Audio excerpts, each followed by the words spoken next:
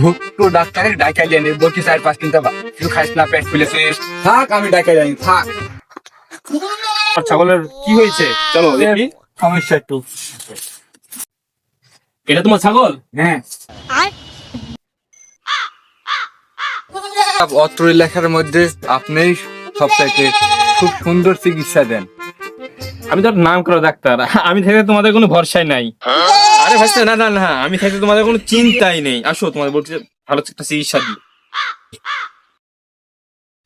এই ছাগল তো পেট ফুলেছে, ধরো বিশ্রাম করতে হবে। ধরো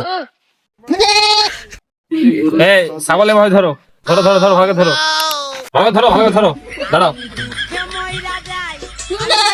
ও মারো মা, আমার কি করলো মা, আমারে মা। ডাক্তার সাহেব কি ধরেছি, আমার বেশি জ্ঞান ধরেছি। আমি বুঝতে পারিনি এই ছাগলেরটা তোমারটা সমান তো ধরে নিয়েছি, একটা সমস্যা নেই। আমি ওষুধগুলো লিখে দিচ্ছি, হ্যাঁ আপনি বকি ধরেন।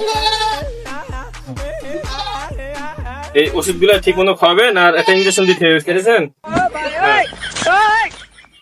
এই ওষুধগুলো লিখে দিলাম, আজকে রাতে তো ছাগল হয়তো পেট ফেটে মরে যাবে।